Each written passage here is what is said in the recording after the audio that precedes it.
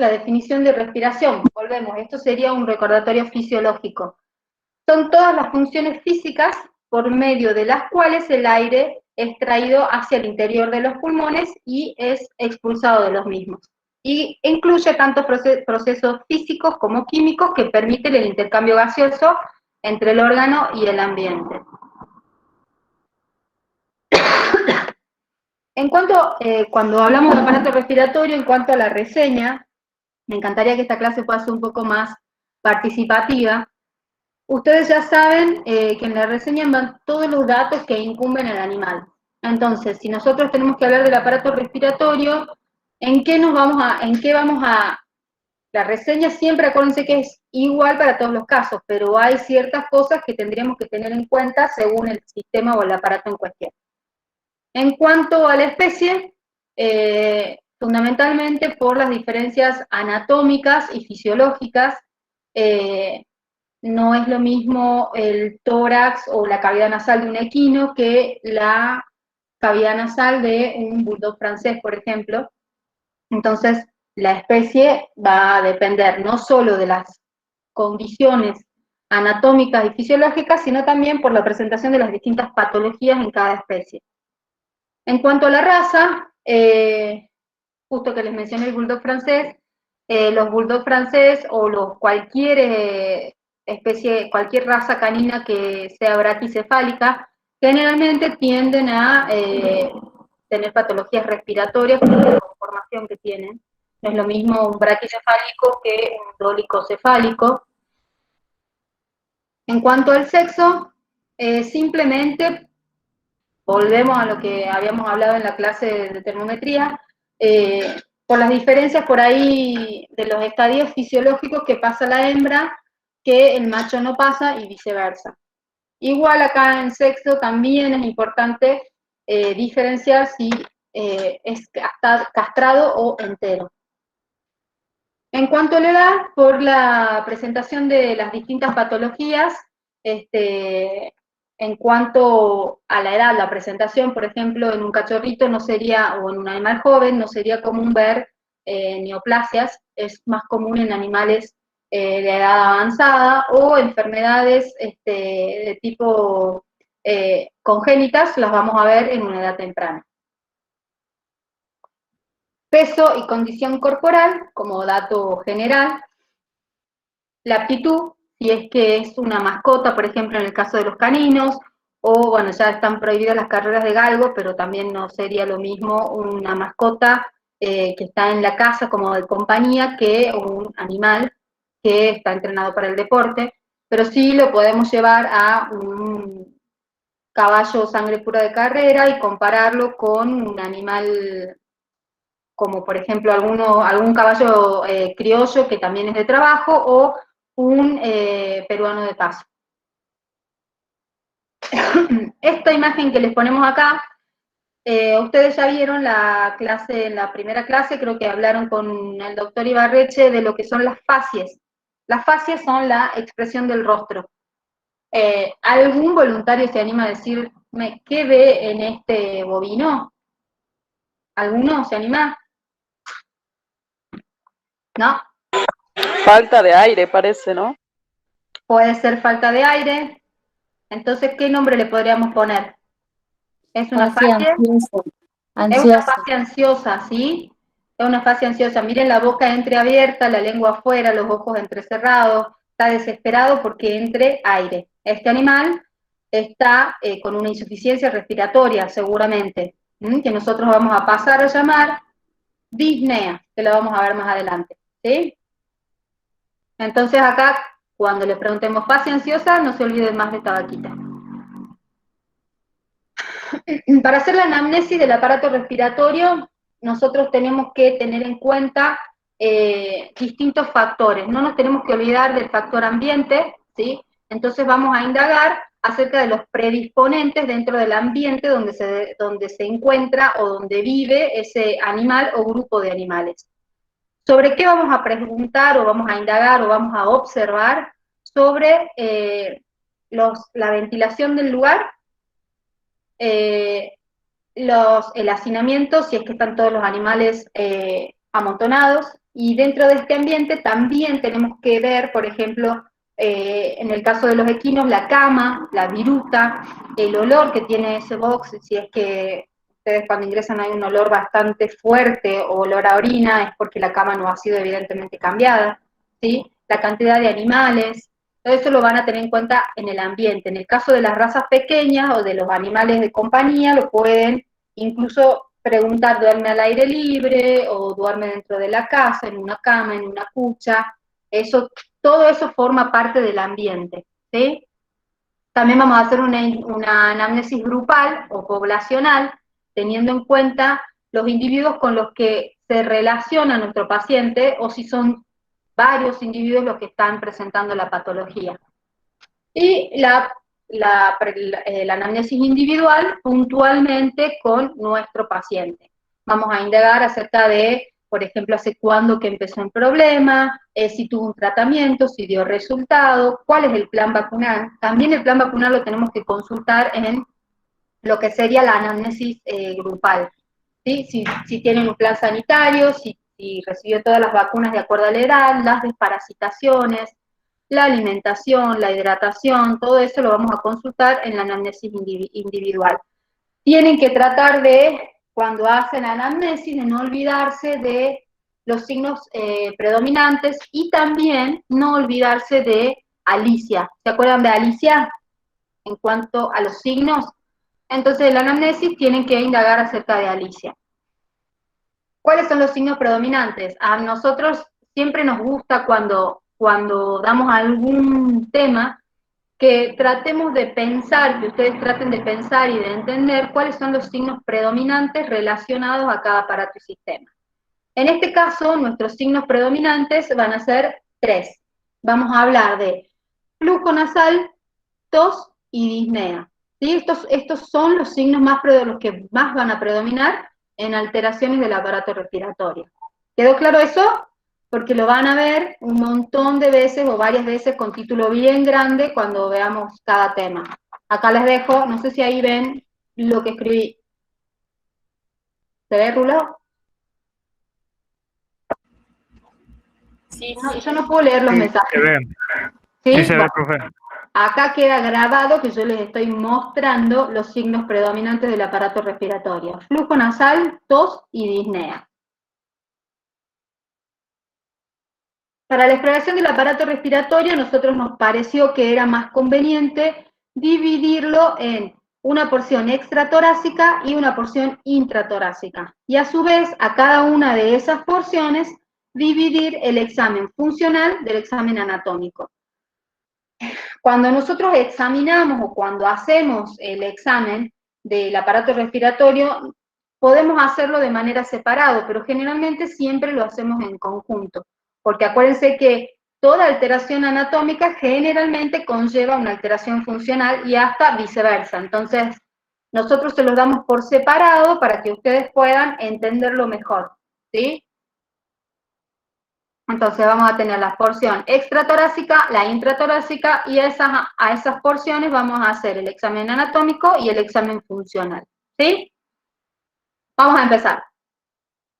Vamos a empezar con el examen funcional de la porción extratorácica. A ver, ¿quién sería el valiente que me va a decir, dentro de lo funcional, qué explorarían ustedes de la porción extratorácica? el flujo nasal, profe. ¿Qué más? Disnea. Sí, bueno, ¿qué más? Antes que la disnea, porque la disnea entraría La tos, presencia un poco más en el tórax. ¿Cómo? La tos. Tos, ¿qué más?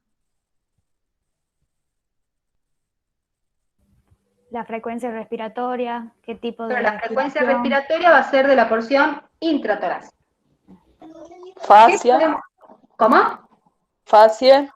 No, porque eso sería más anatómico, funcional quiero yo. Ruido Flujo respiratorio. nasal perfecto, tos perfecto. Acuérdense que la tos, si bien es aire proveniente de los pulmones, no importa, pero la vamos a evaluar en la porción extratorácica. Otra cosa que vamos a evaluar acá es el aire expirado y los ruidos, que van a ser en este caso anormales, que sean de la porción extratorácica. ¿Qué vendría a ser la porción extratorácica nuestra?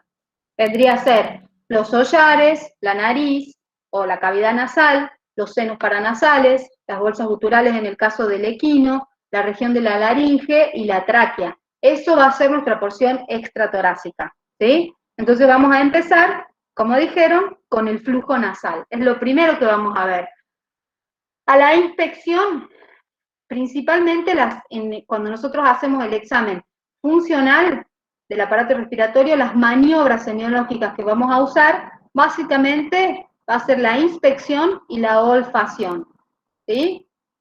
Recuerden, inspección y olfacción, ¿de qué? De flujo nasal, de aire expirado, de la tos y de los ruidos anormales, ¿sí?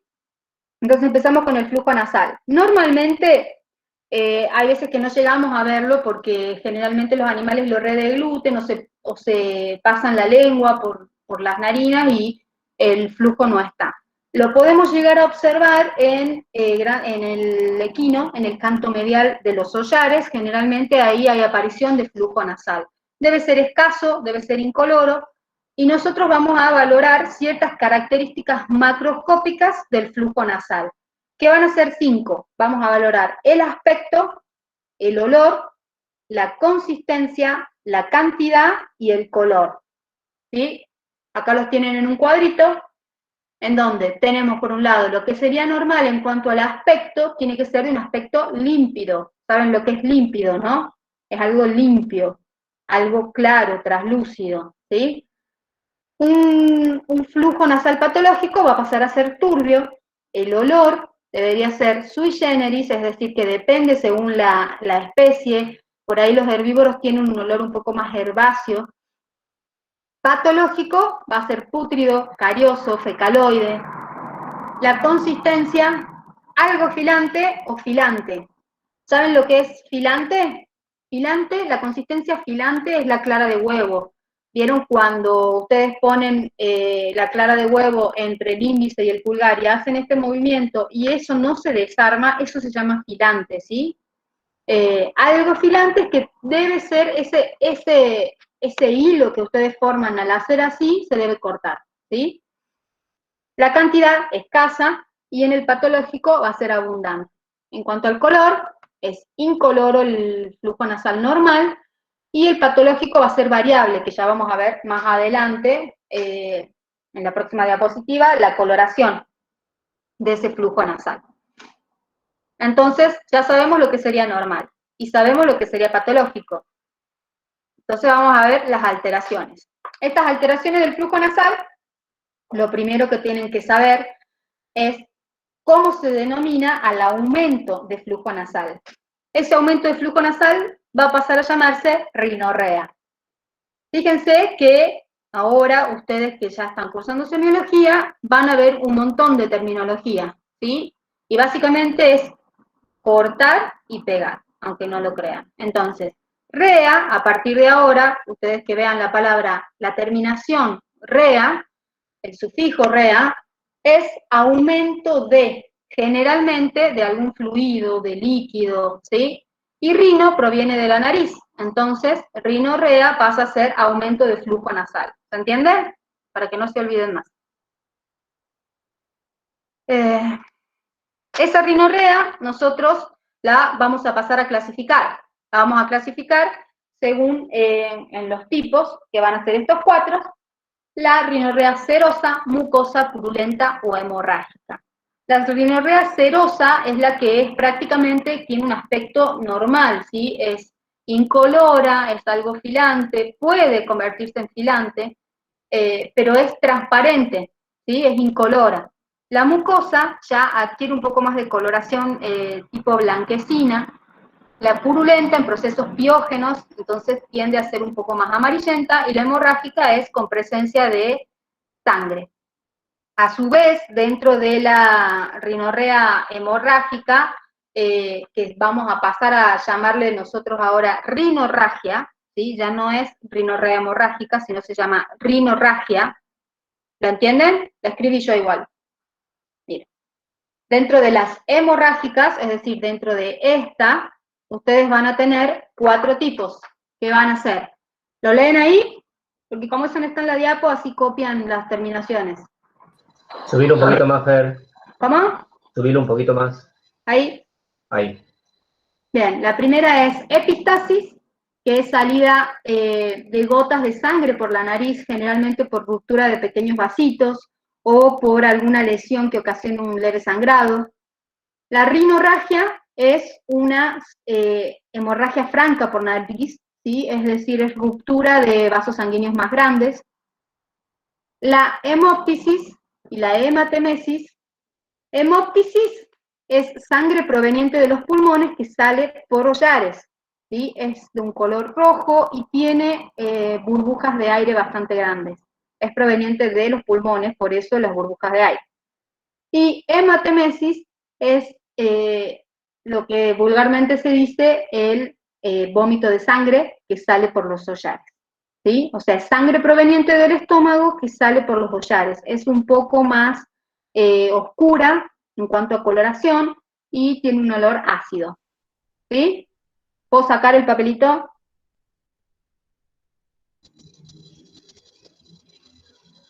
Bueno, no responde nada los chicos. Bien. Bueno, en cuanto a la consistencia, ya vimos, por supuesto que la consistencia de una rinorrea serosa va a ser menos filante que la de una mucosa o la de una purulenta.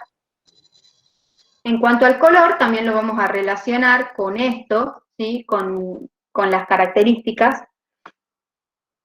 En cuanto al olor, bueno, ya lo vimos antes, cuando era patológico, el olor es importante que ustedes puedan diferenciar el olor que proviene que es del flujo nasal, ¿sí? Que diferenciarlo del aire expirado y diferenciarlo también del de origen digestivo. Ya vamos a ver cuando veamos aire expirado. En cuanto a la forma de aparición, el flujo nasal puede ser unilateral o puede ser bilateral y puede provenir de 4 lugares diferentes. Puede provenir de las bolsas guturales, puede provenir de los senos paranasales, puede provenir de la cavidad nasal o puede provenir de los pulmones, ¿sí? Del tórax. Cuando es unilateral, generalmente el proceso corresponde a una alteración en la cavidad nasal, de las coanas hacia rostral. Cuando es bilateral, se dice que es de las coanas hacia caudal. Pero eso no es una regla 100% estricta porque también alguna lesión en la cavidad nasal que abarque, digamos, las 2 cavidades puede hacer que sea bilateral. En cuanto al lugar anatómico de donde proviene, nosotros tenemos formas de identificar el origen realizando ciertas maniobras. Por ejemplo, vamos a diferenciar el que proviene de tórax de los otros 3, porque el que proviene de tórax se modifica con la tos, ¿sí? Es decir, se exacerba con la tos el flujo que proviene de tórax. Nosotros hacemos que el animal tosa y vamos a ver que ese flujo nasal aumenta. Ya vamos a ver también cómo hacemos toser al animal.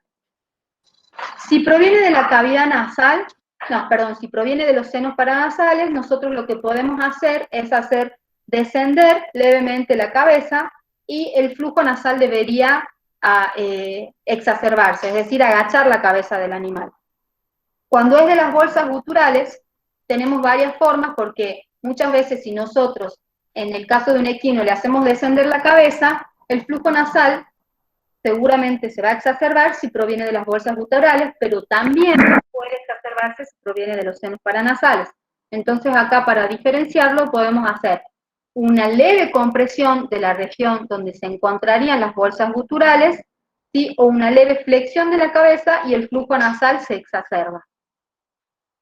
Luego de ver estas 3, si ninguna de las 3 hace que exacerbe el flujo nasal, nos quedaría la cavidad nasal. ¿Está clarito eso? Fer, hay una pregunta, si podés repetir hemóptisis. Hemóptisis, ahora que no escucho nada. Hemóptisis es sí. Sangre proveniente del pulmón. Es de color rojo brillante y tiene burbujas grandes de aire, porque como en el pulmón hay aire, se mezcla con la sangre y sale por las los hollares. ¿Está bien así? Sí. Bien, ¿alguna otra pregunta? Lo del origen, la forma de aparición y la diferenciación, ¿quedó claro? Bueno, parece que sí. Vamos a ver ejemplos, ¿sí? Ven, este es un equino, ¿sí? En este caso, si yo voy a clasificar esta rinorrea y después Rulo va a elegir un voluntario que va a clasificar las otras. Entonces yo puedo ver que tiene flujo nasal, que a primera vista pareciera ser unilateral, pero si yo veo un poquito más en esta zona, aquí ven que hay como unas costritas, como si estuviese manchado, o bueno, ese color justo no. Entonces puedo decir que quizás ese flujo nasal está seco y pegoteado. Pero básicamente vemos el flujo nasal acá, ¿sí? Ven cómo recorre el hollar, eso no es normal. Eso no sería lo normal que nosotros tendríamos que ver en el canto medial de los hollares del equino. Entonces este sería un flujo nasal bilateral, ¿de qué aspecto? Aspecto seroso, ¿sí? Y sí, es seroso. ¿Está claro? Ahora voy a poner otra.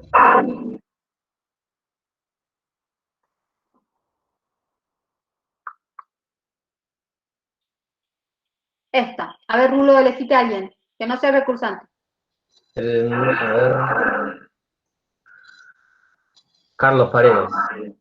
Bueno, vamos, Carlos. ¿Ves bien la imagen? Sí. Bueno, a ver, ¿qué me podés decir? Primero es un bovino. ¿Qué tipo de flujo te parece que...? O primero lo clasifiquemos según la forma de aparición. Tengo un flujo nasal ¿Sí?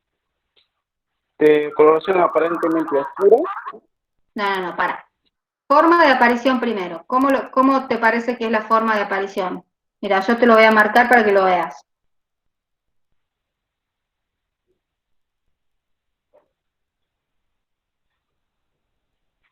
¿Forma de aparición? Y Si alguien quiere aparentemente saber. me aparece. ¿Cómo? Que es una aparente aparición repentina. ¿Cómo? No, no me escuchaste absolutamente nada. La forma de aparición es bilateral, está en los dos hollares, es bilateral. En cuanto a la consistencia, se ve que es filante, porque miren cómo llega hasta acá, ¿sí? Y este llega hasta acá. En cuanto al color, es color blanco, ¿sí? Y es abundante. El origen no lo puedo saber todavía, porque no puedo hacer las maniobras para ver si es que de dónde proviene. Pero yo puedo decir que este es un tipo de flujo mucoso. ¿Está claro? Sí. Me imagino que sí. Bien. Vamos con otro. Este. A ver, elegí, Rulo. A ver. Paredes, dije, elegí el número del 1 al 98. ¿Yo elijo?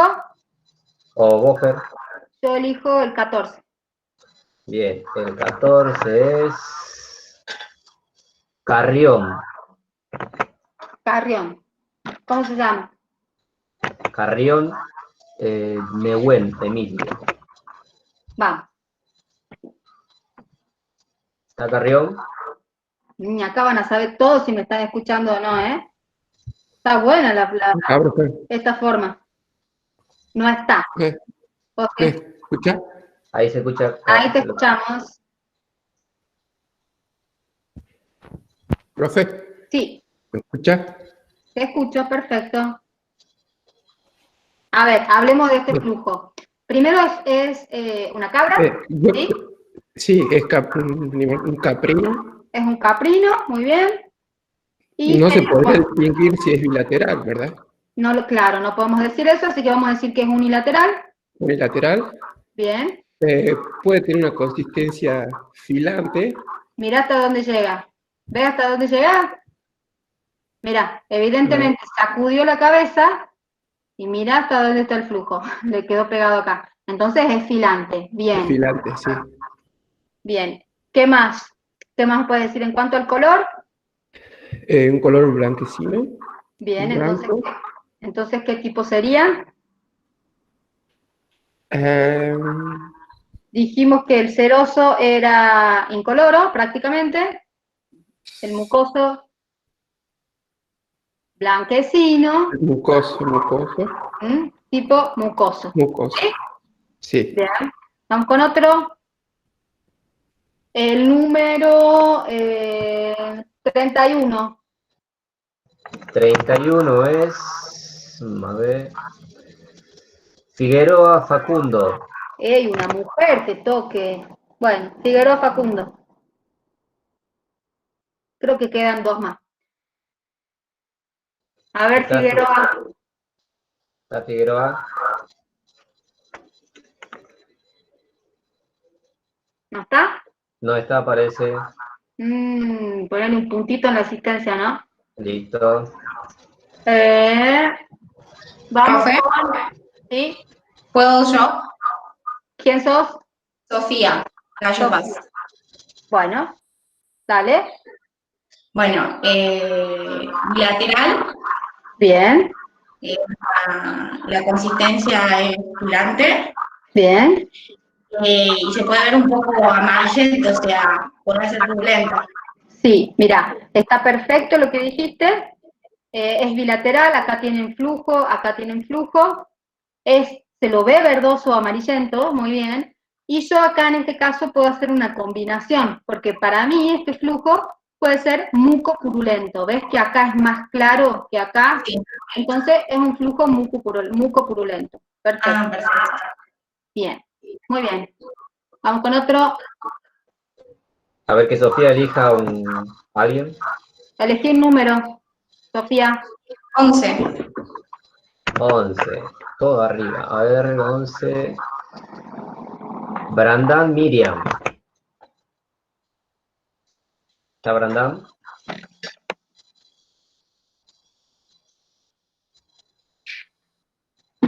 No está Brandán. No está Brandán. Otro puntito, ¿eh? Yo lo voy a ir anotando acá, mira.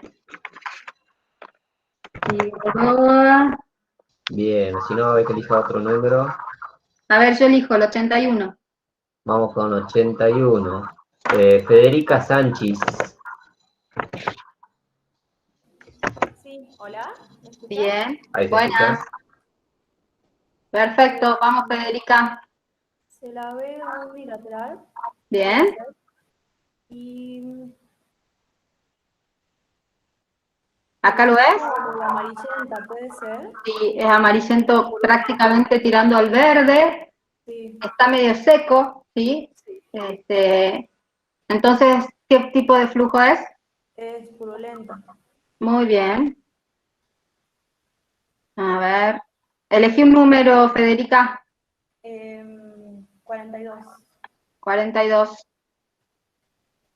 42 es Gutiérrez Pérez Andrea. ¿Está Gutiérrez?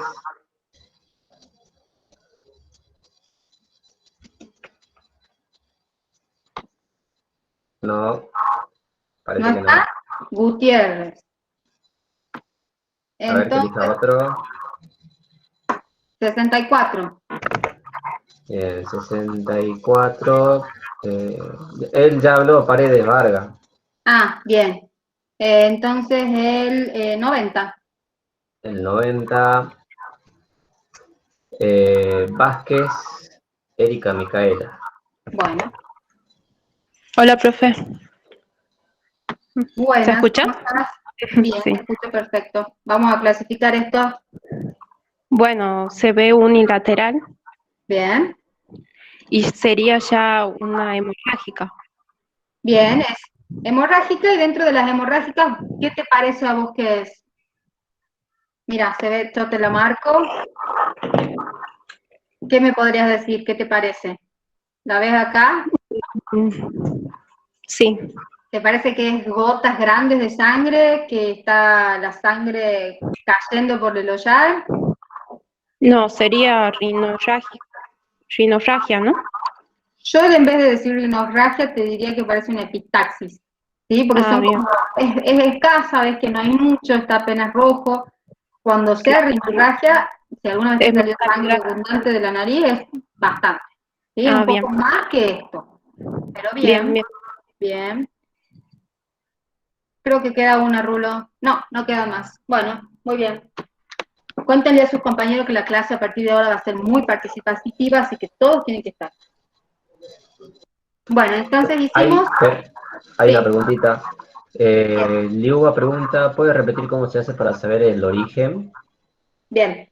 Si es que nosotros sospechamos que proviene de tórax, lo que tenemos que hacer es saber que el que proviene de tórax se modifica con la tos. Entonces, hacemos toser al animal y si ese flujo aumenta, quiere decir que proviene de los pulmones, ¿sí? En cambio, los otros no se modifican con la tos, están presentes o están ausentes, pero no se modifican con la tos. Si sospechamos que es de los senos paranasales, hacemos descender, o sea, agachamos la cabeza del animal y eso exacerbaría el flujo nasal. En el caso de todas las especies, menos en el equino, nosotros vamos a tener que diferenciar 3 orígenes: tórax, cavidad nasal y senos paranasales. Entonces, si yo descendí la cabeza del animal o lo hice toser y el flujo se mantiene, o si el flujo aumenta, quiere decir que proviene de uno de esos dos y yo ya lo puedo diferenciar. Si no aumenta o sea, no se exacerba en realidad, proviene de la cavidad nasal. Creo que les hice un más lío. Y si proviene de las bolsas guturales, podemos presionar o comprimir la zona de las bolsas y eso haría que aumente el flujo proveniente de las bolsas guturales.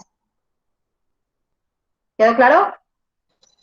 ¿Cómo se llama la sangre proveniente del sistema digestivo? Hematemesis. Listo, no hay más preguntas, Fer. Ahí está. Hematemesis. Hémesis quiere decir vómito. Entonces, hema es sangre, hematemesis, vómito de sangre. ¿Sí? Bien. Y ahí aparece el primer signo predominante, flujo nasal. ¿Quedó claro? ¿Alguna duda con esto? ¿No? Seguimos. Continuamos. Continuemos ahora con el aire expirado. Para valorar el aire expirado, nosotros nos vamos a situar de frente o de perfil al animal y lo vamos a hacer con el dorso de la mano. ¿Sí? Con el dorso de la mano, que es más sensible que la palma de la mano, vamos a colocar la mano delante de los hollares del animal y vamos a tratar de percibir el volumen de ese aire expirado, la temperatura, la fuerza de la corriente del aire expirado y el olor del aire expirado. Obviamente que el olor lo vamos a hacer realizando olfacción del aire. El volumen, van a ver que todos estos van a estar relacionados entre sí. Primero, para ver que haya aire expirado, es decir, la presencia del aire expirado, también, no solo con el dorso de la mano, sino que también podemos poner un espejito y ver cómo se condensa el aire en ese espejito, el aire que sale de los hollares en ese espejito. El volumen puede estar aumentado o puede estar disminuido, ¿sí? O puede estar abolido. En cuanto a los aumentos o disminución, ese aumento o disminución puede estar, puede ser unilateral o puede ser bilateral, ¿sí? Generalmente se debe a procesos cuando está disminuido, el volumen del aire. Puede ser por presencia de masas que estén obstruyendo la salida, puede ser por procesos inflamatorios. ¿Y cuándo puede estar aumentado? Generalmente el aire expirado va a estar aumentado post ejercicio o en la agitación. Ustedes pueden notar que el volumen de ese aire que es expelido está aumentado. Abolido bilateralmente, por supuesto que sería prácticamente incompatible con la vida, pero, o sea, no creo que lo lleguen a ver, pero sería incompatible. Y abolido unilateralmente puede ser por alguna obstrucción, que puede ser desde una masa o un cuerpo extraño que esté obliterando la salida del aire. En cuanto a la temperatura, acuérdense de que cuando nosotros vimos termometría la vez pasada, dijimos que lo íbamos a hacer con el dorso de la mano, vamos a valorar ese aire expirado y ese aire, pues esa temperatura puede estar aumentada o puede estar disminuida. ¿Cuándo puede estar aumentada? Puede estar aumentada en procesos inflamatorios locales de la cavidad nasal, por ejemplo, o también puede estar aumentada en el síndrome febril. Y disminuida cuando en hipotermia generalizada va a estar disminuida, o incluso también en el coma. En cuanto a la fuerza del aire que es expelido, va a estar muy relacionada con el volumen de aire expirado. Entonces nosotros cuando valoremos eso lo vamos a valorar en conjunto. O sea, la fuerza es, digamos, a la velocidad con la que sale el aire de la cavidad nasal. Y el olor, lo vamos a acercar, vamos a oler, el olor, acuérdense que debe ser prácticamente inoloro, o sui generis dependiendo de la especie. Y si nosotros sospechamos que proviene de la cavidad bucal, vamos a proceder a tapar la boca del animal y realizar la olfacción, ¿sí? Y el olor puede ser pútrido, puede ser carioso, puede ser fecaloide. ¿Cuándo puede ser pútrido o carioso? Generalmente está relacionado con las muelas, con los molares, que están en íntima relación con la cavidad nasal. Ahí pueden observar oler el olor ese. ¿Alguna duda de esto, del aire expirado?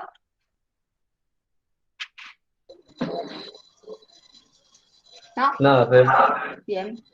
Seguimos con nuestro tercer ítem, que va a ser los sonidos respiratorios anormales de la porción extratorácica, ¿sí?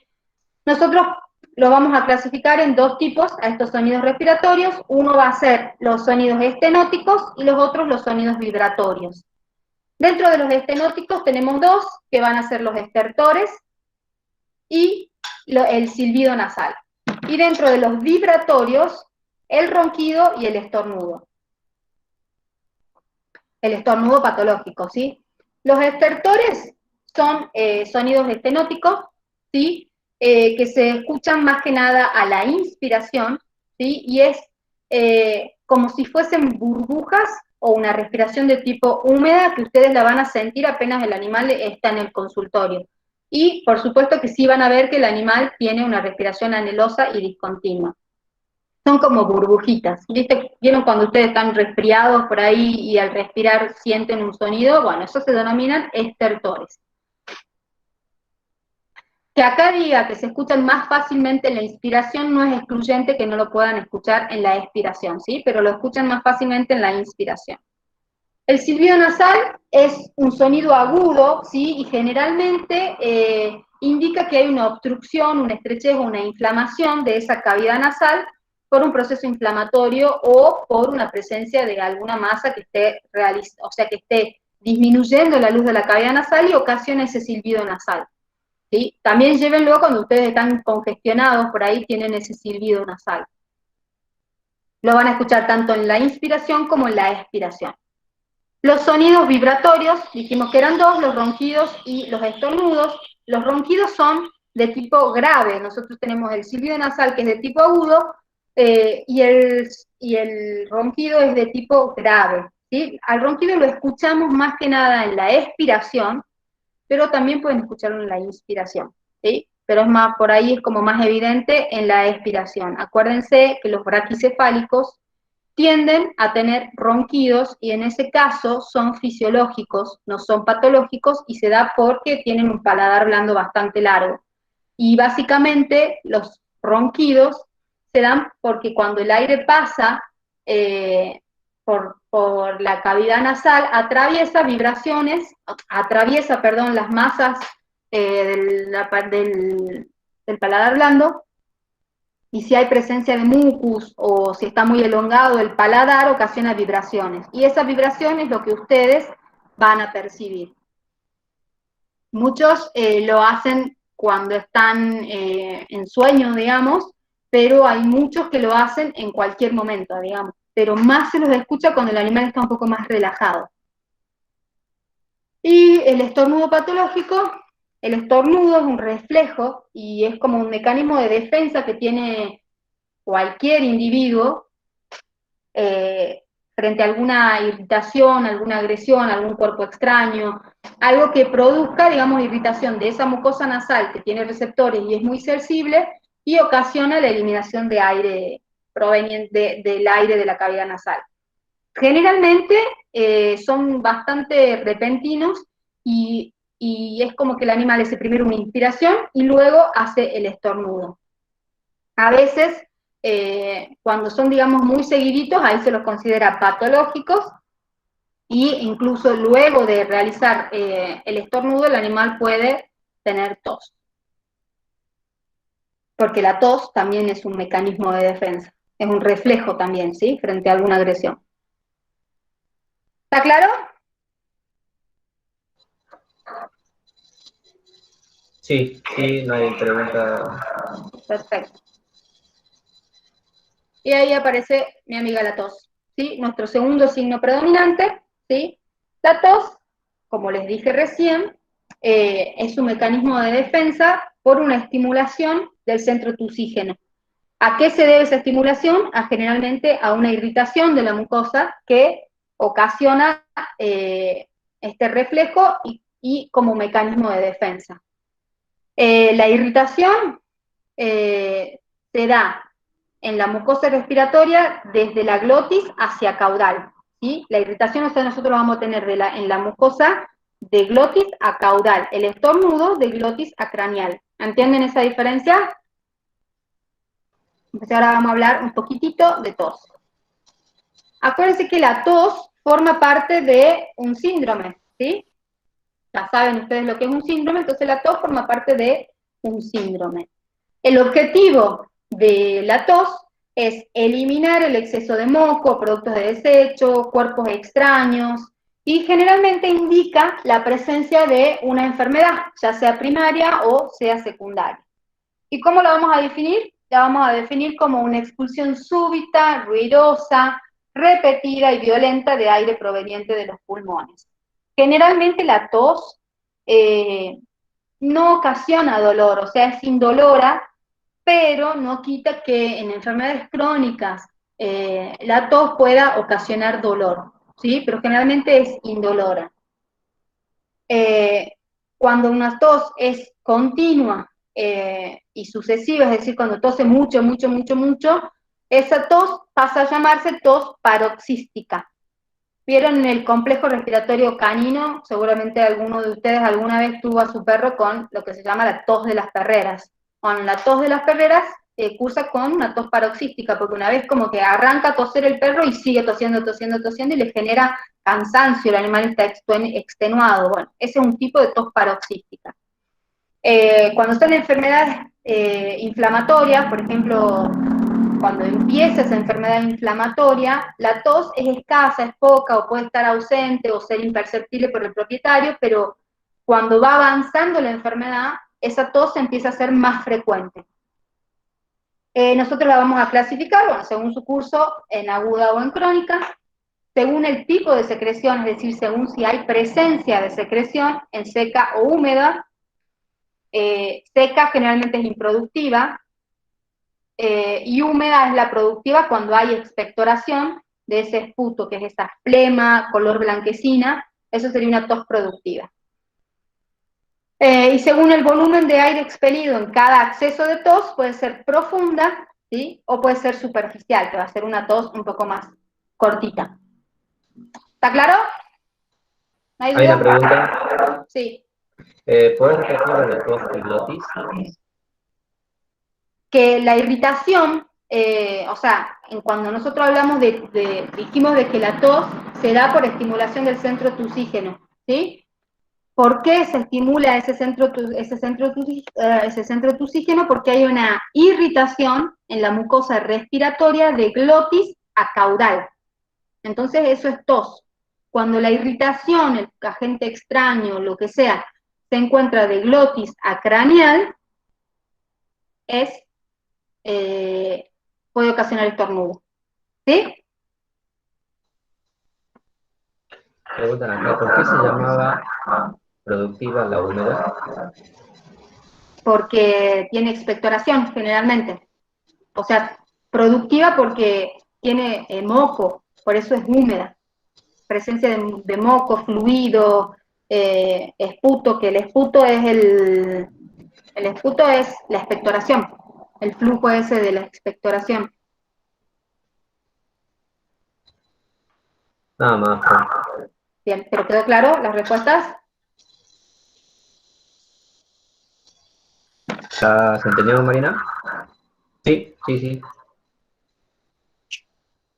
Bien.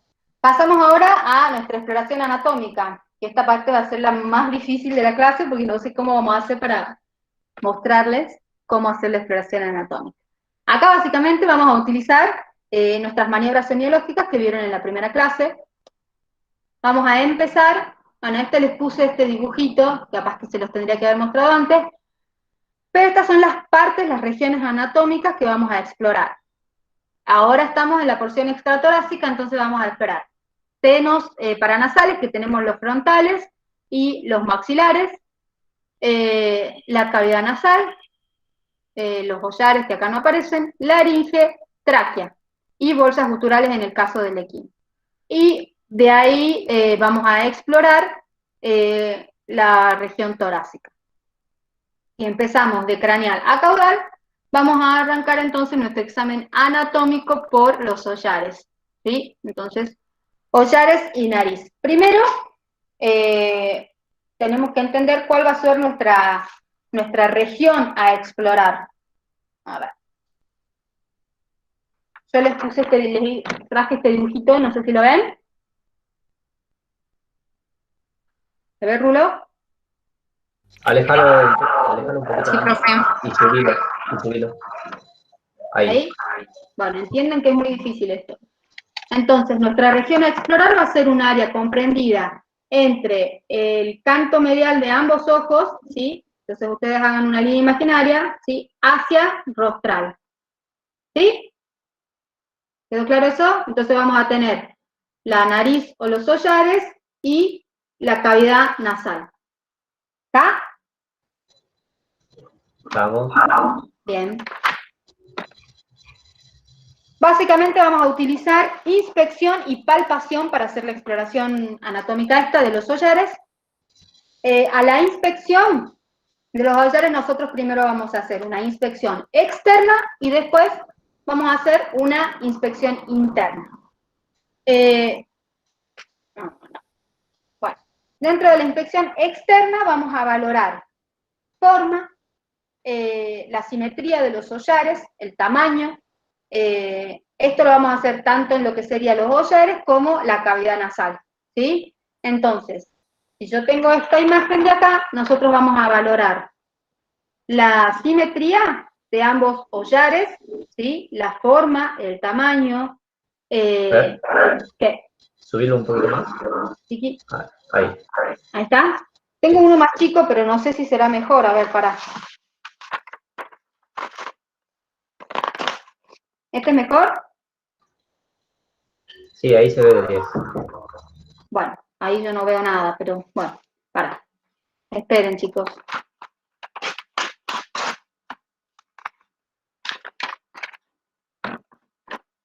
Bueno, ¿ahí lo ven? Sí, subirlo un poquito nomás. Ahí. Bien. Bueno, entonces vamos a ver la simetría, forma, tamaño, ¿sí? Cuando hacemos el examen anatómico, acá ya no vemos flujo nasal y todo eso, porque se supone que ya lo hicimos antes, ¿sí? Y también vamos a ver la región de la nariz, de la cavidad nasal. En busca de, podemos encontrar a la inspección, lesiones, soluciones de continuidad, traumatismos, deformaciones, aumentos de tamaño, ¿sí? Y la inspección interna solamente, no es solamente, pero nuestra inspección directa interna la podemos hacer en el equino, realizando la apertura de los collares y viendo la coloración de la mucosa nasal. La coloración, la presencia de lesiones, neoplasias, cuerpos extraños, ¿sí? En el equino, debido al gran tamaño y a la elasticidad que tienen sus collares, lo podemos hacer. En el caso de pequeños animales o en los bovinos, vamos a necesitar de un elemento que se denomina rinoscopio para realizar la inspección de esa cavidad nasal. Dijimos que la otra maniobra semiológica que íbamos a hacer era la palpación, que a la palpación la podemos hacer de manera externa y de manera interna. Para hacer la exploración externa, la podemos hacer dependiendo del tamaño del animal, podemos hacerla monomanual o podemos hacer bimanual. Primero vamos a utilizar nuestra mano de plano, ¿sí? La mano, o sea, de plano, y después lo vamos a hacer a punta de dedo. Entonces ahí me ven los dedos. Y para hacer esto voy a necesitar a mi amigo más grande. Bueno, ahí se la ve, Rulo. Va a tener que subirla. Chiqui. Un poquito más. Más. Ahí. ¿Ahí? Sí. Bueno. Con la mano de plano, en este caso en el equino, ¿sí? Con la mano de plano vamos a hacer, no sé si yo les tapo mucho, pero vamos a palpar lo que vendría a ser el hueso nasal y la piel, ¿sí? Palpamos. Perdón, dije mal, porque tenemos que empezar desde los hollares para acá, ¿sí? Entonces lo primero que vamos a palpar van a ser los hollares. Para palpar los hollares, nosotros lo podemos hacer con los dedos índice y pulgar, colocándolos de esta forma, y esta maniobra puede ser bimanual o monomanual. Si nosotros elegimos la monomanual, vamos a hacer primero un hollar y luego el otro hollar. ¿Cómo? Poniendo la mano así y palpamos el hollar haciendo un recorrido a lo largo de toda su circunferencia. ¿Sí? Uno y el otro.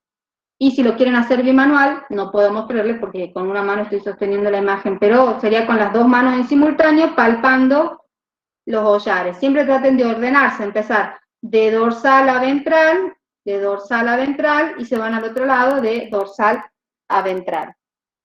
¿Sí? Vamos a palpar la consistencia de los hollares, que debe ser elástica, en el caso del equino, ¿sí? Vamos a palpar la consistencia, vamos a palpar la temperatura, podemos palpar leves deformaciones que pueden llegar a aparecer en los bordes de los hollares, ¿sí?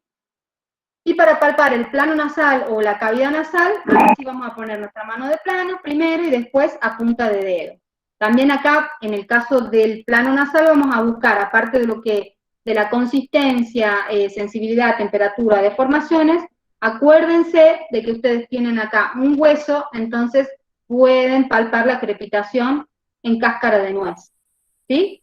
Si hay un hematoma, pueden palpar la crepitación almidonosa, ¿sí? Entonces van a poner la mano de plano, palpando de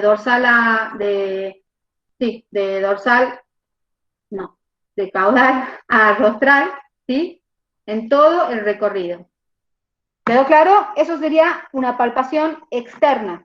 Podemos hacer palpación interna en el caso del equino, con dedo índice y medio, introducimos los dedos y realizamos movimientos de rotación a lo largo o sea, el movimiento sería así. No sé si me llegan a ver. Vale, un poquito. ¿Subirla? Sí, ahí. ¿Ahí? Entonces, sí. Los dedos van así. ¿Se entiende? Kiki. Introducen los dos dedos y palpan, buscando masas, lesiones, cuerpos extraños. ¿Sí? ¿Sí, Rulo? Sí, bien. Bueno. Acá tenemos nuestro primer paciente. En este caso, nosotros vamos a ver que se trata de un equino. Van a ver que hay muchas fotos de equinos. ¿Por qué? Porque es más fácil para que ustedes aprendan, porque es más grande para poder ver bien las deformaciones y también lo que es normal. Pero no quiere decir que los pequeños animales no puedan tener todo esto, ¿sí? Entonces, si yo me paro de frente al animal, puedo notar que hay una simetría, ustedes la llegan a ver, y una desviación. ¿Ven? Cómo está acá desviado, y acá tenemos un hollar, y este hollar está un poquitito más grande. ¿Sí? Entonces acá tenemos una asimetría de los hollares. ¿Sí? Este tenía parálisis del nervio facial. ¿Cómo se llama esa fascia?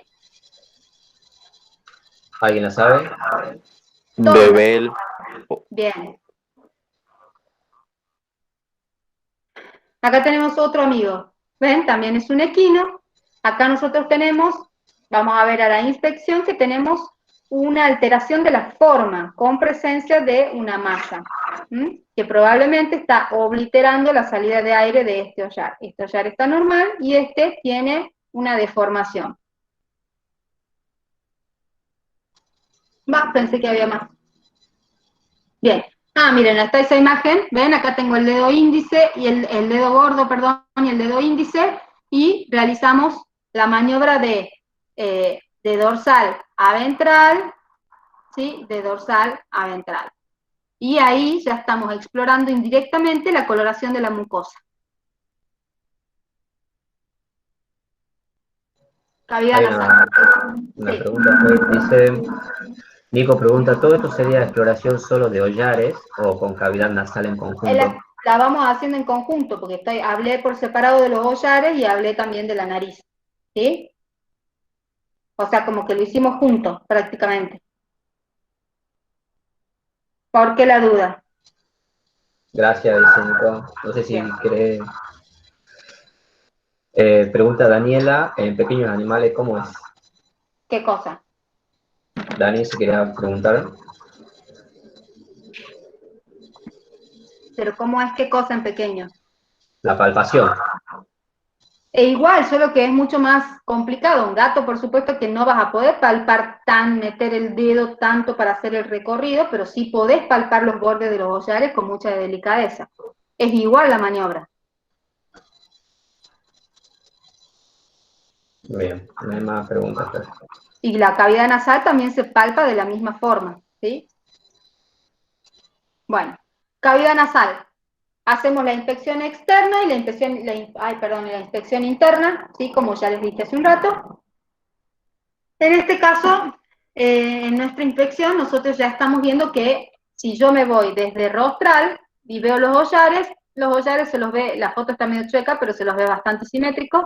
Pero en cavidad nasal, no sé si todos llegan a ver, pero hay una alteración de la forma, ¿sí? Miren aquí, ¿ven cómo sobrepasa los límites la cavidad nasal? En este lado no se ve tanto, pero como si estuviese sobrepasado. Todo esto como si estuviese de más, ¿sí? Entonces tenemos una alteración de la forma de esa cavidad nasal.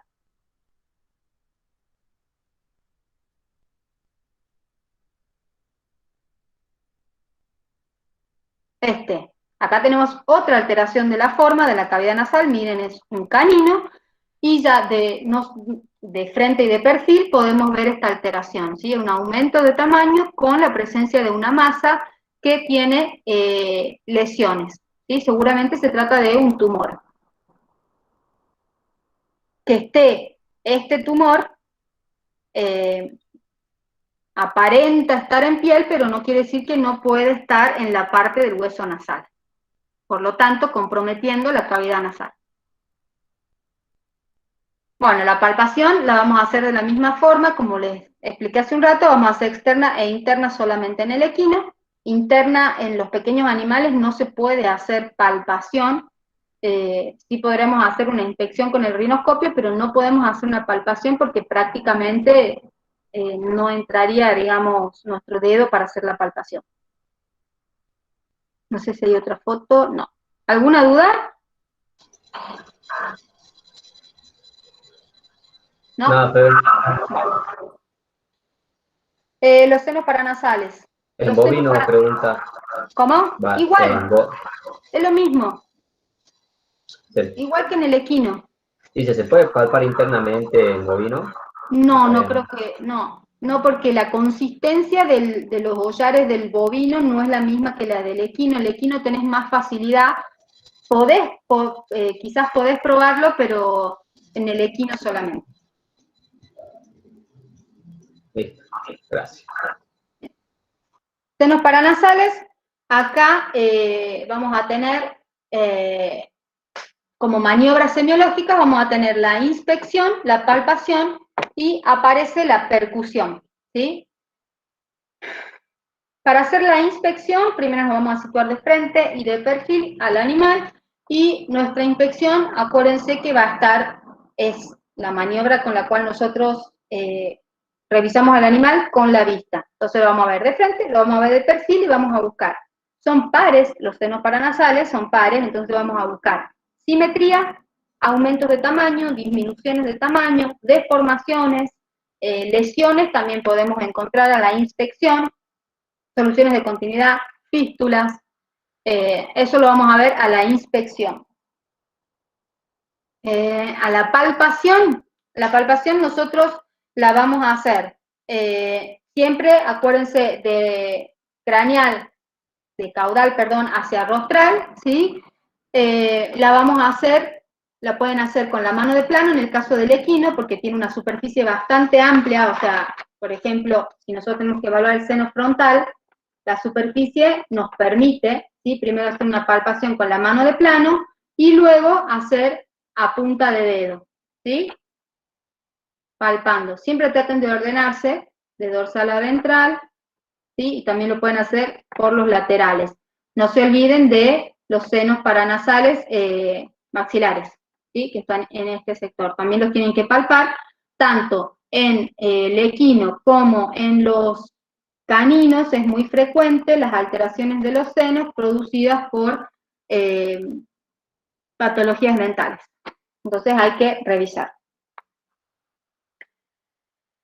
Y la percusión la vamos a hacer, la pueden hacer en el caso de los grandes animales. Lo más común es hacerla de forma digital, ¿sí?, con los dedos, realizando directamente la percusión. Lo pueden hacer con el dedo índice y con el dedo medio, lo pueden hacer también con los nudillos. La percusión, acuérdense de que la muñeca tiene que estar floja, entonces ustedes realizan de dorsal a ventral, ¿sí?, o con los nudillos. ¿Está claro? En los pequeños animales se hace de la misma forma, solo que no van a poder hacer así en los pequeños animales, van a tener que hacer capaz que hasta digital con un solo dedo, ¿sí?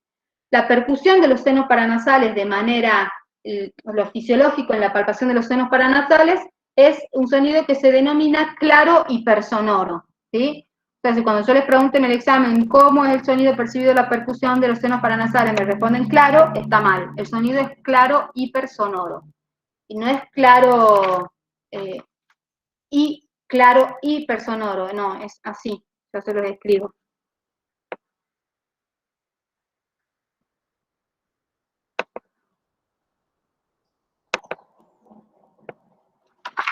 Es así. ¿Se lee?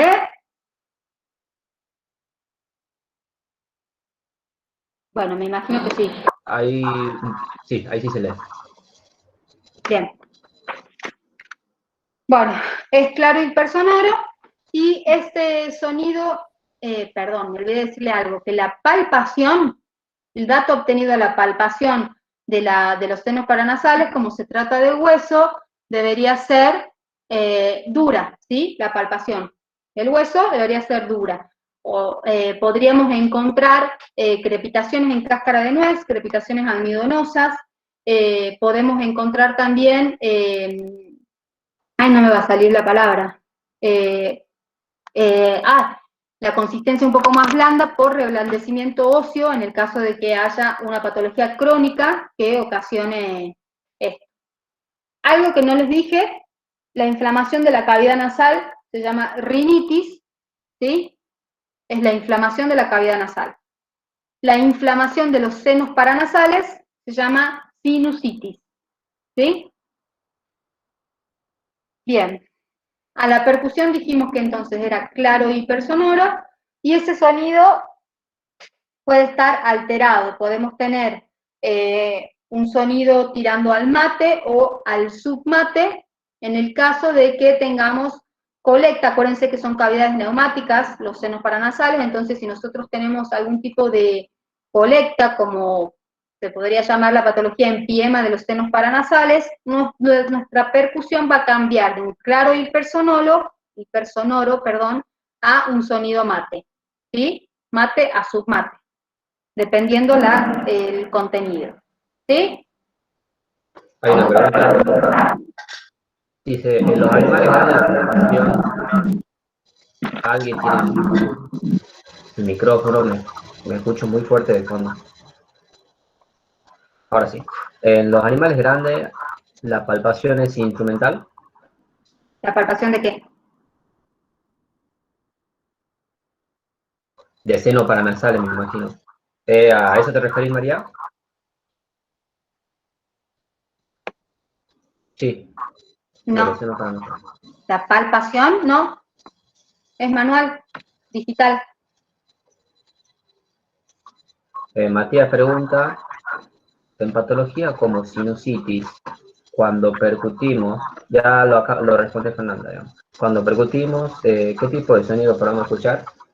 Ahí ya lo dije, el sonido claro hipersonoro seguramente va a estar alterado de submate a mate. Todo va a depender si es que esa sinusitis cursa con colecta, ¿sí? Si hay presencia de moco, lo más probable es que tu sonido cambie al mate. Bien, no hay más preguntas. Fer. ¿No hay más? Bien. No hay más.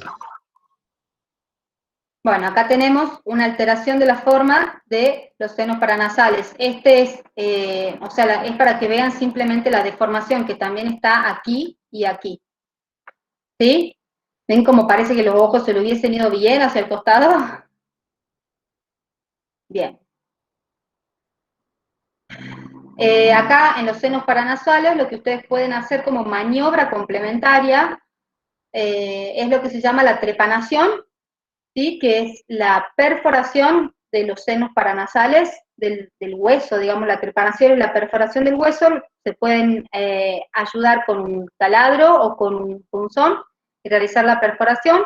Obviamente que se hace en situaciones en las que se sospeche que haya un empiema y no tengas una fístula que haga drenar el contenido hacia el exterior, pero como método complementario se puede hacer una trepanación que los objetivos van a ser desde evacuadora, medicamentosa y exploratoria, lo mismo que un sondaje. ¿Sí? Bien, porque eso no está ahí, entonces se los aclaro. Bolsas guturales. Las bolsas guturales, acuérdense que están solamente en el equino, son una cavidad virtual, que a la inspección no nos deberían arrojar ningún tipo de dato, porque son una cavidad virtual, son unas bolsitas que tienen una capacidad más o menos de 300 mililitros cada una, pero que normalmente no tienen ningún tipo de contenido, entonces están pegaditas, están pegadita y virtual su cavidad. Se encuentran en la región parotidia, o sea, esa va a ser nuestra área a explorar. A la inspección, como les dije, las bolsas guturales, si no hay ninguna alteración, no nos debería llamar nada la atención. Vamos a valorar al animal viéndolo de perfil de ambos lados. Acuérdense que son dos, una de cada lado, entonces nosotros tenemos que evaluar ambos perfiles. En busca de deformaciones, de presencia de lesiones o soluciones de continuidad, y estas deformaciones que nosotros podemos ver van a ser deformaciones que las podemos ver hacia dorsal o hacia ventral. Cuando la deformación se encuentra hacia dorsal, generalmente es por acúmulo de gas dentro de las bolsas guturales, ¿sí? Y cuando es la deformación hacia ventral es por contenido, ya sea líquido o por líquido, o por algún fluido. Si la deformación es prácticamente que abarca los dos sitios, es por una inflamación de las bolsas guturales. Y eso no solo lo vamos a diferenciar a nuestra inspección, sino también ayudándonos de palpación y de percusión. Una deformación hacia dorsal indica aire, como les dije, entonces se va a llamar timpanismo de las bolsas guturales, ¿sí? Y una deformación hacia ventral denota que hay contenido líquido o sólido, entonces vamos a llamarla empiema de las bolsas guturales. Eso va a ser a nuestra inspección.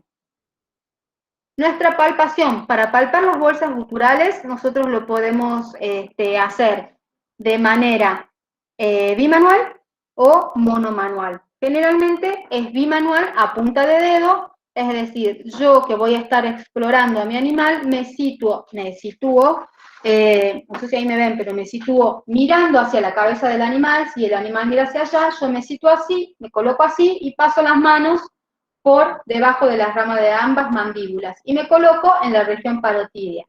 Si yo voy a hacer una palpación bimanual, con mis dos manos hago a punta de dedo el recorrido de la región donde se encontrarían las bolsas guturales.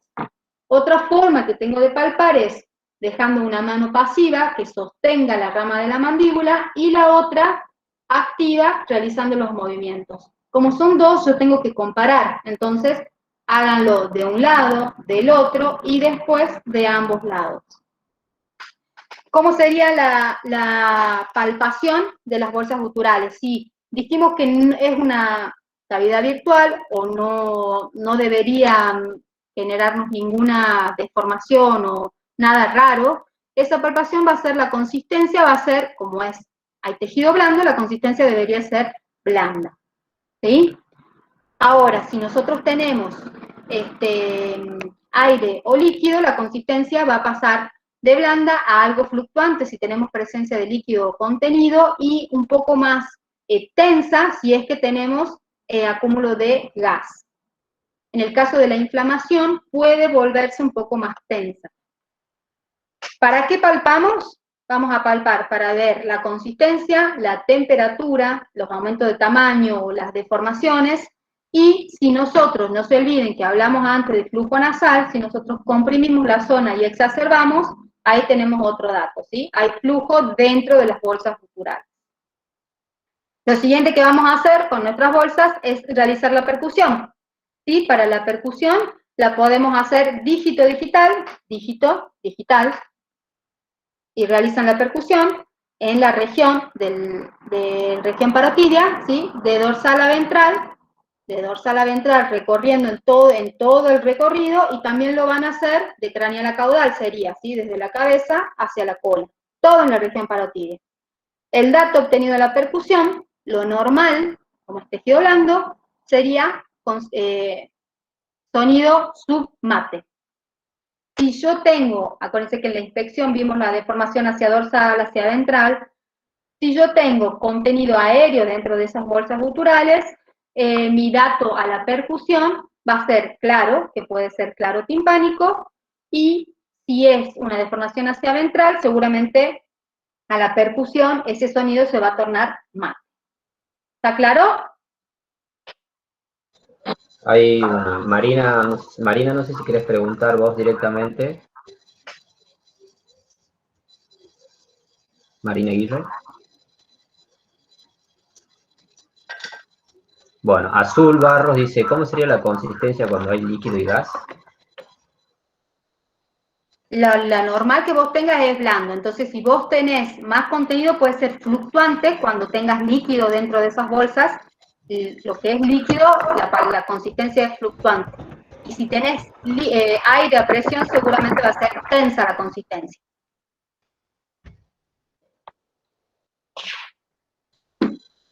¿Sí? A ver, sí, dice que sí. Bien, Lourdes pregunta, ¿podrías repetir el sonido si es que es líquido? ¿Ya lo acabo de decir? ¿O el sonido a la percusión?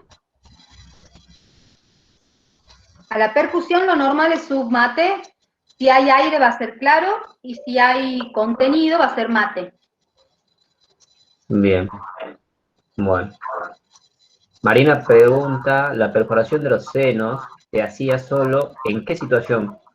En la situación en que vos sospeches que tengas una patología de los senos, yo no me voy a meter en patologías, pero si vos tenés un empiema de los senos paranasales, es decir, pus dentro de los senos paranasales, podés hacer la trepanación.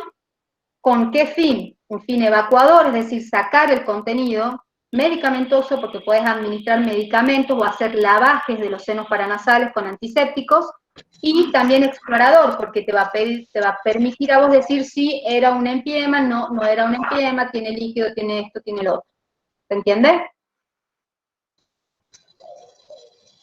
Bien, gente dice...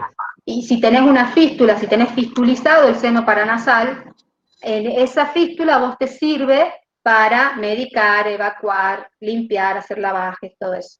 Solo que, o sea, no es una trepanación hecha, sino que es como que se hizo naturalmente. Bien. Villafañez pregunta, ¿cuando hay gas dentro de las bolsas guturales, crepitan? No.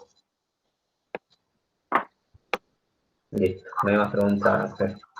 Bien. Bueno, acá aparece este término, guturocentesis, que si ya vieron lo que es centesis, saben que es la punción de las bolsas guturales. Esta punción prácticamente no se realiza porque podemos producir daños iatrogénicos al individuo, así que solo hay que hacerla en caso que realmente se necesite, pero bueno, nosotros se las enseñamos.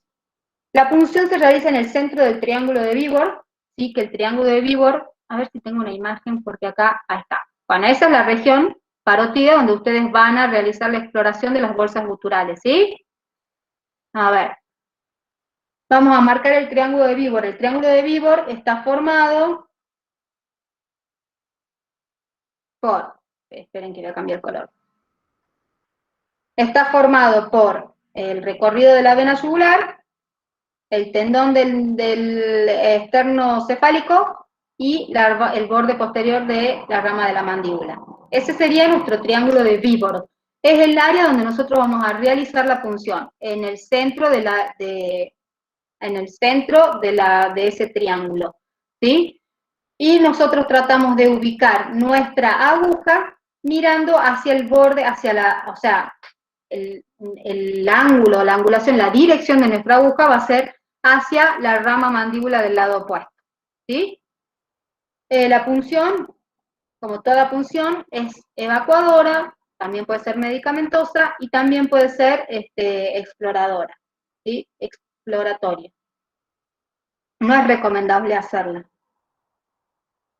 Están muy en contacto con grandes vasos, nervios, y las bolsas guturales tienen una formita así, o sea, si ustedes la ven, es como así, tiene como dos sacos, ¿sí? Y por el medio de los dos sacos pasan vasos, hay un paquete vasculonervioso, entonces nosotros por hacer la punción, si la hacemos mal, podemos perforar o lesionar este paquete neurovascular. Eso excede semiología, pero igual se los explico.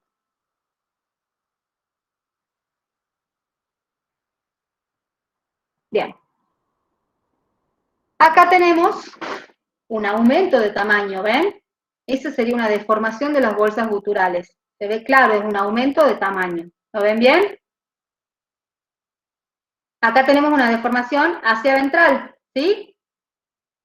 Esto puede ser una guturitis, que es la inflamación de las bolsas guturales. Esto puede ser un empiema de las bolsas guturales, no lo sabemos. Y deformación hacia dorsal no tenía. Bien, vamos a seguir hacia caudal. Seguimos con, ¿hay alguna duda? No hay nada, Fer. Bien, seguimos con la laringe. La laringe, si bien se encuentra cubierta por musculatura, nosotros la podemos explorar. Podemos hacer una exploración externa y una exploración interna. Esto a nuestra inspección, ¿sí? Entonces a la inspección vamos a hacer una exploración externa, vamos a situarnos de perfil al animal de ambos lados, y hay mucho dolor en la región. Nosotros podemos llegar a ver posturas ortopneicas del animal. ¿Saben lo que son las posturas ortopneicas? No. Bueno, Sí, para calmarle el dolor. Claro, son posturas que adopta el animal para aliviar la dolencia, ¿sí? Entonces, en este caso, si están, alguna vez deben ustedes haber tenido dolor de garganta y uno como que trata de estar así porque tenés dolor, o si alguna vez su perro se enfermó con una laringotraqueitis, los perritos tienden a tener la cabeza estirada porque hay dolor. Entonces nosotros vamos a ver postura ortopneica del cuello estirado en el animal. Para hacer la inspección externa dijimos que nos ponemos de perfil, podemos llegar a observar eso, nada debería llamarnos la atención por el sitio anatómico donde se encuentra, pero eso no quiere decir que no podamos ver deformaciones o lesiones, ¿sí? Más tarde yo les voy a mostrar un video de un pacientito que vimos hace poco, que su perro, tiene dos perros, mi vecina, y uno de los perros le mordió al otro y lo agarró así de la laringe, de acá, y tenía justo dos lesiones acá y parálisis de los cartílagos. Ya lo van a ver más adelante. Entonces, a la inspección de esa zona podemos ver lesiones, por ejemplo, por mordidas, que siempre que los perros se pelean van al cuello. Nuestra inspección interna la podemos hacer en pequeños animales de manera directa, ¿sí? Abrimos la boca y con un bajalengua podemos realizar la inspección de la laringe. Vamos a ver la coloración, vamos a ver los cartílagos, la movilidad de los cartílagos, ¿sí? a la inspiración y a la expiración. Y en grandes animales prácticamente para hacerlo necesitamos primero de un abreboca y después de un endoscopio para poder visualizar la laringe, un laringoscopio sería. Y vamos a buscar lo mismo, coloración de la mucosa, lesiones, obstrucciones, pólipos, o masas, cuerpos extraños también puede haber en la laringe. A la palpación la podemos hacer de manera monomanual, la podemos hacer también bimanual, en busca de sensibilidad, temperatura, pero acá nosotros vamos a buscar la flexibilidad o la movilidad de esos cartílagos, ¿sí? Vamos a tratar de palpar y de realizar la movilidad. Cuando hay mucho dolor en la zona, la leve palpación que nosotros hacemos en la laringe ocasiona una respuesta de dolor del animal. Y en esta parte de la palpación de la laringe, nosotros podemos realizar lo que se llama el reflejo tusígeno, ¿sí? El reflejo tusígeno es una maniobra semiológica, una maniobra con la que nosotros contamos para poner en evidencia la tos. Y la digo acá porque generalmente se hace en la inspección de la laringe. Para realizar la palpación para realizar el reflejo tusígeno hacemos una compresión. Mora, vení, le voy a mostrar con mi perrita, hacemos una compresión en el caso del equino, de la región de la laringe, o primeros anillos traqueales. En el caso del equino también, comprimimos la laringe, primeros anillos traqueales. En el caso del bovino, no lo hacemos en laringe, lo que hacemos es tapar los collares y por unos 30, 60 segundos, y cuando destapamos los collares hay una inspiración brusca que ocasiona, que activa, digamos, el reflejo tusígeno. ¿Está claro eso? En el felino se hace igual que en el canino, comprimiendo la región de la laringe. Mora, vení, Morita, vení, toma. Vení.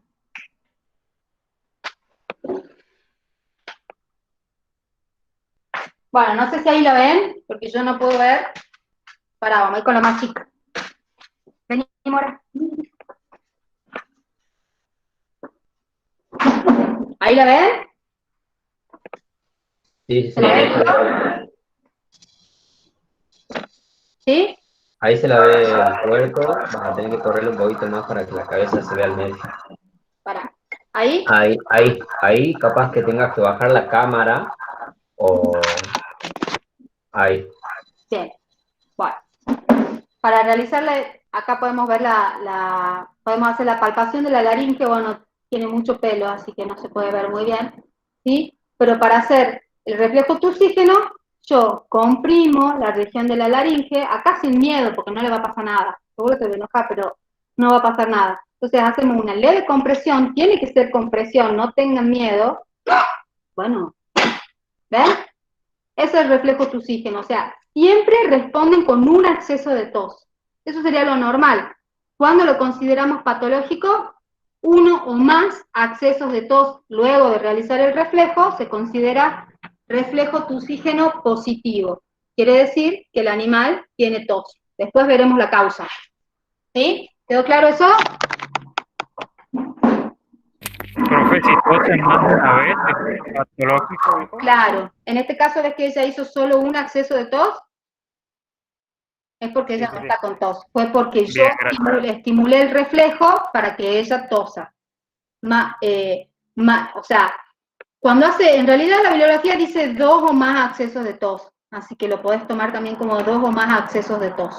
Hay perros que le haces la palpación y si están con una laringotraqueitis o con un complejo respiratorio canino y empiezan a toser y no paran, ¿no? No paran.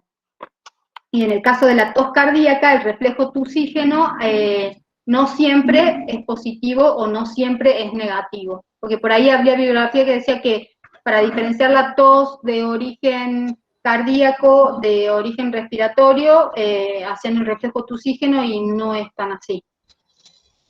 Tienen que examinar de otra manera. Bien, ¿alguna duda hasta aquí? Sí, Fer, no sé si Juan querés repetir la pregunta, porque pregunta, ¿hay posibilidad de confundir con la parótida? Pero ¿qué cosa sería confundirla? Y me Y después imagino que las bolsas guturales. Me parece que sí. De la glucosintesis, digamos, Claro, por eso también, como están en la misma región, a la palpación también tenés que diferenciar de las glándulas parótidas, también, sí. Bien. Leopoldo pregunta, ¿puedes repetir de nuevo los límites del triángulo de Vibor? Esa anatomía, la rama posterior de la mandíbula, el recorrido de la vena yugular y el tendón del esternocefálico. ¿Querés que te lo muestre? Ahí está. Mira, ¿ves? Para. Borde caudal de la mandíbula, recorrido de la yugular y el tendón que debería pasar por aquí. ¿Sí? Este es el surco de la yugular. Julieta pregunta, ¿es lo mismo que posturas antiálgicas? No sé si se refería a la postura ortopneica. Sí, es que en realidad, dije mal, es postura antiálgica, muy bien Julieta, es postura antiálgica. Postura ortopneica sí se da cuando hay una dificultad respiratoria, ¿sí? Son mecanismos que pone el individuo para una dificultad respiratoria. Obvio que en una laringitis o una parálisis del laringo recurrente, por ejemplo, que pasa por laringe, sí van a tener una postura ortopneica y también una postura antiálgica, que es la de estirar el cuello para que no ocasione dolor. Pero sí, está buena la observación. Villafañe pregunta si puedes repetir de nuevo cuándo es el reflejo positivo. 2 o más accesos de tos, quédense. Listo, no hay más preguntas, Fer. ¿No hay más? ¿Ahí me ven bien? Sí. Bueno. Sí, Fer, sí se le ve. Bueno, vamos a seguir con la auscultación. En la primera clase ustedes ya vieron lo que era un estetoscopio, ¿no? Porque yo me olvidé de esa parte. Antuco les explicó, ¿no? Creo que no lo explicó. No sé, chicos. No. Nunca vieron a la auscultación. ¿Cómo se hace la auscultación? La auscultación es la maniobra que nos permite a nosotros obtener datos a través de la audición. Puede ser directa, puede ser indirecta, con instrumental, que en este caso sería un estetoscopio. ¿Nunca han visto un estetoscopio? Sí. ¿Sí? ¿Saben lo? A ver.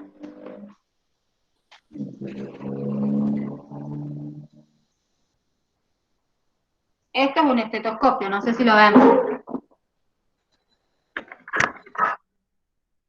Sí se ve. Bueno, el estetoscopio consta de la parte que ven los oídos, que se llaman olivas, y la campana, que es con lo que nosotros vamos a escuchar, o con lo que nos va a transmitir el sonido por el sistema de manguera. ¿Sí? Para hacer la ocultación, ustedes tienen que tener en cuenta que no es ponerse el estetoscopio y ocultar así nomás. No, si van a ocultar, la ocultación la tienen que hacer de manera metódica y tienen que tomarse el tiempo para realizar la ocultación. No es una ocultación de 1 segundo o de 1 minuto, no. O de 10 segundos, es de 1 minuto como mínimo, y el lugar tiene que estar tranquilo, el animal tiene que estar tranquilo. Tienen que tener en cuenta que nosotros, nuestros pacientes, primero no nos pueden decir lo que les pasa, y segundo, están cubiertos generalmente de pelo. Entonces, ese pelo entre el estetoscopio y lo que nosotros queremos percibir de sonido es como una interferencia, ¿sí? Un artificio que no nos modifica el sonido, pero sí nos dificulta la ocultación, ¿sí? Entonces se tienen que tomar el tiempo para realizar la ocultación, no es así nomás. Si ven, es la primera vez que aparece auscultación, ¿sí? En lo que es el aparato respiratorio, en todo de laringe hacia craneal no ocultamos nada. Lo primero que vamos a hacer es colocarnos el estetoscopio, nos vamos a quedar en un lugar tranquilo, y lo que nosotros deberíamos auscultar en la región de la laringe, vamos a posicionar el estetoscopio, la campana, en la garganta del animal, en los cartílagos de la laringe, y lo que percibiríamos de manera fisiológica es el soplo laringo traqueobronquial. Esto que dice acá quiere decir laringo traqueobronquial. Es decir, empieza en la laringe, pasa por la tráquea y llega hasta la entradita de los grandes bronquios, ¿sí? Soplo laringo traqueobronquial. Es fisiológico. ¿Y de qué se trata este sonido? Se trata de es un remolino, que si nosotros lo quisiéramos, yo se los quisiera mostrar cómo sería, es como si ustedes soplasen por el pico de una botella, y es ese tipo de sonido así, un soplo, de tipo estenótico, que es similar a soplar por el pico de la botella. ¿Y por qué se da este sonido? Se da por un remolino de aire, ¿sí? Es un remolino, y se da por, a ver si lo puedo dibujar. ¿Se da por qué? Porque el aire pasa por un lugar, ingresa por la nariz, ¿sí? Que es un lugar ancho. Uy, bueno, soy malísima con esto, no aprendo, pero más o menos para que se esquematicen. Esto vendría a ser su cavidad nasal, ¿sí? O la nariz. Esto vendría a ser la glotis, o la laringe, digamos, acá tenemos la glotis y que ingresa a la laringe, y esto ya sería la tráquea. ¿Entienden más o menos ese esquemita? Bueno.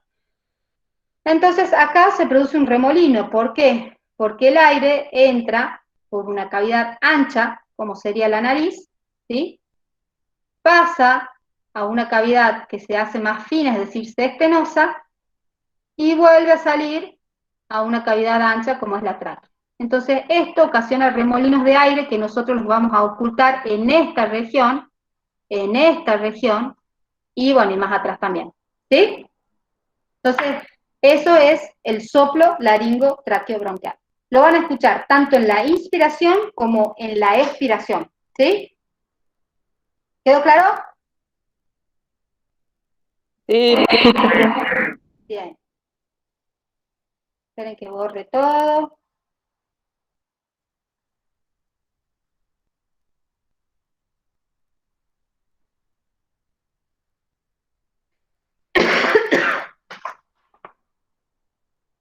Bien, cuando tenemos alguna inflamación de la glotis o algún proceso inflamatorio que comprometa esa región, seguramente va a estar más intensificado ese sonido. ¿Por qué? Porque puede llegar a estar inflamada esa zona, lo cual va a generar más estrechez de eso que ya era estrecho. Entonces el remolino, o sea, el aire cuando tenga que pasar por ahí va a ser como más intenso el soplo, ¿entienden?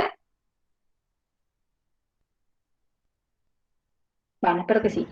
Quiero que les quede claro que el sonido, el soplo es normal. Lo voy a dejar ahí para que después no me digan nada. El soplo laringotraqueobronquial es normal. ¿Qué más podemos ocultar? En esta región de la laringe podemos ocultar lo que se llaman rales, ¿sí? Los rales es una palabra nueva para ustedes. Son sonidos anormales y son sonidos que nosotros los podemos clasificar en secos o en húmedos, dependiendo de qué, dependiendo de lo que nosotros percibamos a la ocultación. Cuando se trata de sonidos de rales secos, se da por procesos que generalmente son crónicos y es por una inflamación o una tumefacción de la mucosa. Entonces esa tumefacción ocasiona estos sonidos que se llaman rales. ¿Cuándo van a ser húmedos? Esos sonidos pasan a ser húmedos cuando hay generalmente procesos agudos o que denotan presencia de contenido moco exudado que se modifican en cada inspiración o expiración. Es como que se los denomina rales y generalmente los húmedos pasan a ser burbujeantes porque es como que hay soniditos de sustancia o de moco exudado que se mueve, ¿sí? Los secos generalmente son crónicos, acuérdense de eso, y los húmedos generalmente son agudos, que pueden convertirse en crónicos, ¿sí?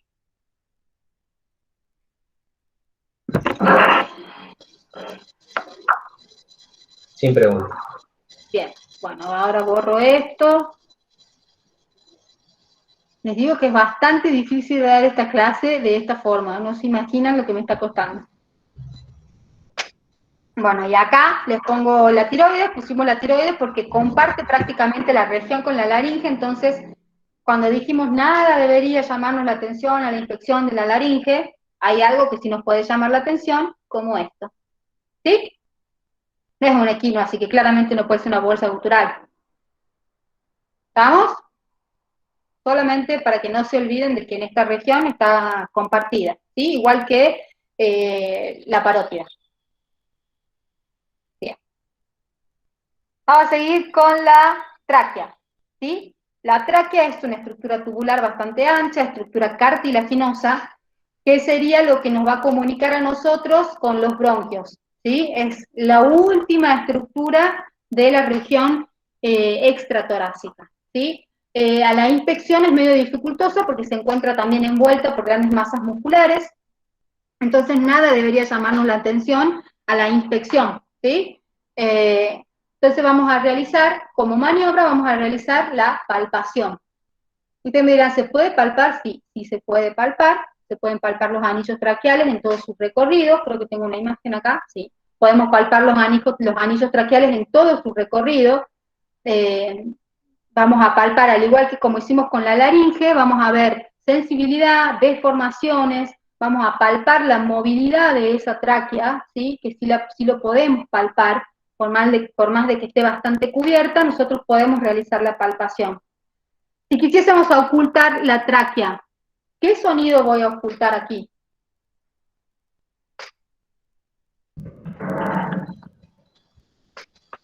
¿Qué sonido? ¿Nadie? De aire. Claro. El soplo laringo. ¿Quién ha dicho aire que le pongo ya un 0? Un Por silbido. el soplo laringo traqueobronquial, ¿sí? Eso va a ser lo que nosotros vamos a ocultar normal en la tráquea. También podemos ocultar, como patológicos, los rales, que en vez de ser rales de la laringe van a pasar a ser rales de la tráquea, de la misma manera que los ocultamos en la laringe, ¿sí? Podemos hacer la percusión, ¿sí? La percusión, en este caso, nosotros la vamos a combinar con la auscultación, y vamos a necesitar de un ayudante que esté con nosotros en el momento en que realicemos esta maniobra. Vamos a realizar la percusión en la tráquea, y el ayudante o nosotros nos vamos a situar en el tórax del animal y vamos a auscultar tórax. ¿Para qué es esto? Es para ver la conductividad del sonido, digamos, del aire, ¿sí? Cómo conduce el sonido del aire. Como todos ustedes saben, el aire es un mal conductor del sonido, ¿sí? Entonces, si yo tuviese algún problema o alguna patología en los pulmones o en el tórax, ese sonido nosotros no lo deberíamos escuchar. Me explico de mejor manera. Yo me sitúo en la tráquea, voy a realizar la percusión en la tráquea digital, ¿sí? O podemos hacerla con un plexímetro, martillo y plexímetro, o pueden hacerla dígito digital. Vamos a percutir todo el recorrido de la tráquea, mientras mi asistente está con el estetoscopio auscultando el tórax. Si mi asistente me dice, los sonidos se los escucha bastante lejos, como vagos, yo le voy a decir, bueno, está normal ese pulmón, porque como el aire es un mal conductor del sonido, está lleno de aire. ¿Se entiende? Ahora, si yo tuviese alguna patología como una neumonía o una neumonitis, la capacidad aérea de esos pulmones va a estar disminuida, entonces yo voy a escuchar mi sonido bastante fuerte, ¿sí? Es simplemente para eso, una maniobra combinada. En realidad es más que nada para explorar tórax, pero como la percusión la hacemos en la tráquea, lo ponemos acá, ¿sí? Bien. Métodos complementarios para esta parte, ¿sí? Como métodos complementarios vamos a utilizar, acuérdense del hemograma que siempre está, por alguna patología que nosotros estemos sospechando y que nos pueda orientar, nuestro hemograma lo vamos a tener que analizar. Perfil de coagulación, por ejemplo, en el caso, si ustedes tienen una rinorragia, ¿sí? o ya sea con epistaxis o hemoptisis y hematemesis, vamos a pedir un perfil de coagulación. Citología, podemos tomar, hacer hisopados y extendidos de flujo nasal, por ejemplo, y realizar una citología. También podemos hacer de tráquea, de contenido traqueal, ¿sí? Y hacer citología y extender, o si vieron, se acuerdan de que al principio había un perrito que tenía toda la cavidad nasal deformada, podemos hacer citología de eso también, aunque no tenga que ver con el aparato respiratorio, pero está en el aparato respiratorio. Cultivo y antibiograma de ese flujo, de esos exudados, o de contenido, por ejemplo, que ustedes puedan encontrar en en los senos paranasales, entonces hacen cultivo y antibiograma para atacar específicamente. Radiografías, endoscopías y biopsia. ¿Está claro? Con esto terminamos. Sí, profe. ¿Cómo? Con esto terminamos la parte extratorácica. ¿Quieren hacer 10 minutitos de recreo para que carguen mate, vayan al baño? ¿O quieren que sigamos?